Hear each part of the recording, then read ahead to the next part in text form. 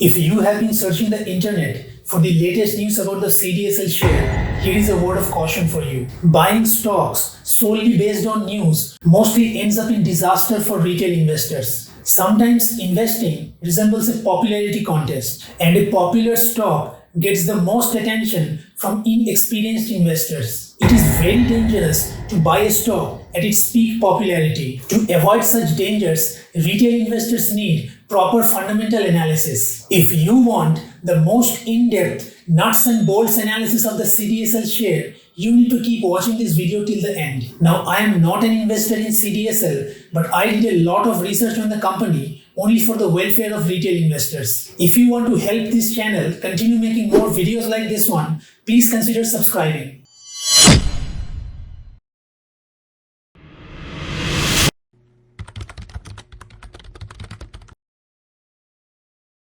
Namaste and welcome to Retail Investing. On the 14th of June, some big movements happened in the CDSL share. The chart suggested some big players selling it. So I tried to find out what was going on. 2 days later, news came out that the seller was none other than the promoter of the company, the Bombay Stock Exchange. Around 56 lakh shares worth rupees 558 crore rupees changed hands. According to sources, the likely buyers were some fund managers and some rich investors. Trading volumes of the stock reached 12 times the average monthly volumes. This created the recent buzz regarding CDSL. Now, this big trade was not an operator game because the Bombay Stock Exchange was forced to sell due to some SEBI regulations. So, to understand the reason why these fund managers bought the stock and what game they are trying to play, we need to first understand the business model of CDSL.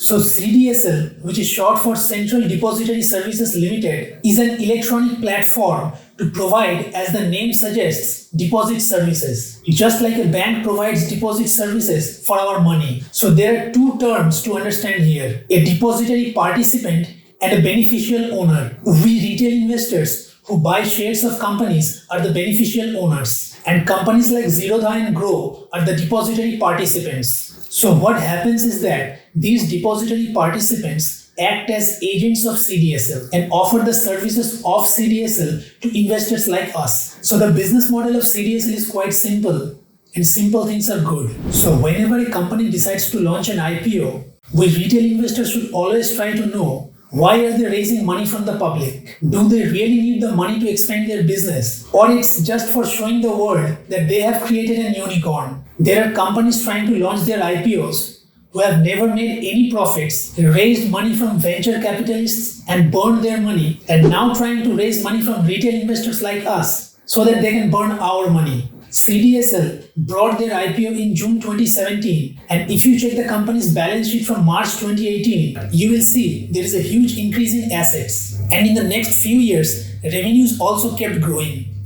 So in case of CDSL's IPO, it's all good. So CDSL has multiple sources of revenue. The shares we people buy are deposited with CDSL in dematerialized form. Each of us has to open a demat account for which there is a fee. For each transaction happening in the demat account, there is also a fee. There are annual or quarterly charges for maintenance of these accounts. So these were the revenue sources from depository participants like Zerodha and Grow and beneficial owners like us. What about those companies whose shares we buy and sell? CDSL also makes money from them. Companies which want their shares to be publicly traded have to pay an annual fee to CDSL because CDSL is providing them the electronic platform. As an investor, you must have heard of things like dividends, stock splits, issuance of bonus shares, mergers and acquisitions, share buybacks, share swaps, delisting and relisting of shares. All these things are called corporate actions. Every listed company is charged by CDSL for initiating these corporate actions. Listed companies are also charged by CDSL when they conduct elections electronically. When private limited companies want to get listed in the stock exchanges, they are charged by CDSL. Apart from these things, CDSL also has subsidiaries. There is CDSL Ventures Limited, which provides online KYC services for investors. Then there is CDSL Insurance Repository Limited, which enables insurance policyholders to hold and monitor their policies online. Another subsidiary is CDSL Commodity Repository Limited, which works like a warehouse for online commodity trading. So it looks like CDSL has a well-diversified stream of revenues. Well, here is the catch. These sources generate healthy revenues mostly during bull markets. So this means CDSL's growth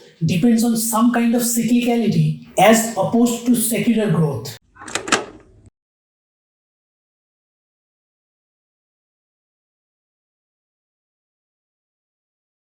Secular growth basically means long-term growth, which is related to structural changes. The companies which are least affected by the boom and bust cycles of the stock market and other short-term fluctuations are likely to have secular growth. Take Hindustan Unilever for example. It does not matter what interest rates the Reserve Bank decides or whether there is a bull market or a bear market. People are always going to buy things like Pepsodent and Surf Excel. Similarly, the craze among the ladies to do shopping on Nykaa does not depend on a bull market or a bear market. So these companies are likely to experience secular growth. The other kind of companies are the cyclicals, which include sectors like the auto, steel, and logistics. A few weeks ago, I made a detailed video on how to make big profits from cyclicals. You can check that one out from the link provided. As far as CDSL is concerned, I think it is close to being a cyclical. Let me explain why. Bull markets and bear markets always come and go in cycles. And CDSL's growth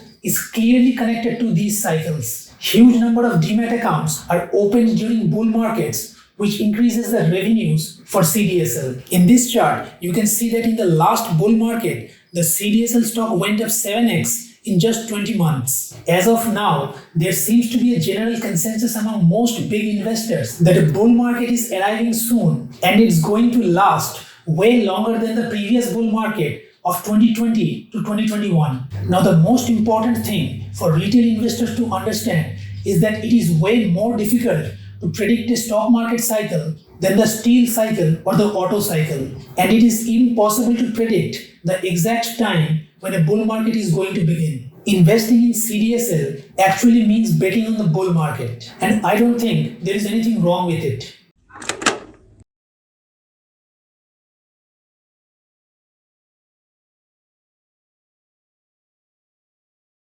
In a bull market, new retail investors emerge and open demat accounts. They flood the market. Huge inflows of money are also received by mutual funds. The fund managers of these mutual funds cannot hold on to cash, especially during a bull market, because during bull markets, cash is trash. So they are forced to buy stocks without much regard for their price in respect to their intrinsic value. There is a shortage of supply of good stocks compared to their demand. So money flows into everything and almost all stocks go up during bull markets. Small caps and mid caps rally more than large caps. CDSL, with a market cap of around 11,000 crore rupees, has this advantage. Another important thing to know is that stocks as an asset class rise a lot after a currency devaluation. The rupee has significantly depreciated in the last 1 to 2 years. So even from a macroeconomic perspective, things are looking good for CDSL.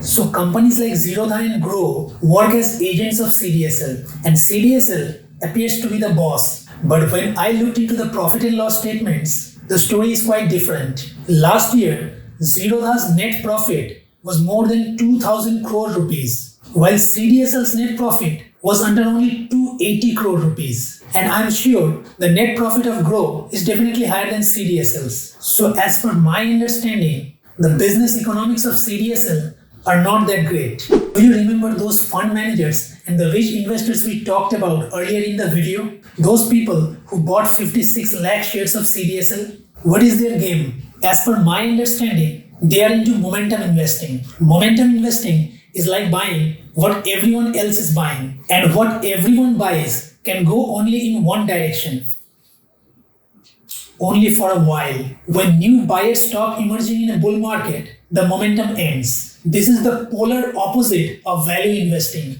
Now, retail investors can definitely make a lot of money by momentum investing, but an intelligent investor will definitely plan his exit before his entry into a stock with the momentum investing strategy. The CDSL stock went up 7x in the last bull market, which was a very short one. If the next bull market is going to be much longer than the previous one, can CDSL go up by more than 7x? Maybe it can. Now, I am not going to invest in CDSL, but if I were to invest, I would set a small target of 2 to 3x and then exit the stock.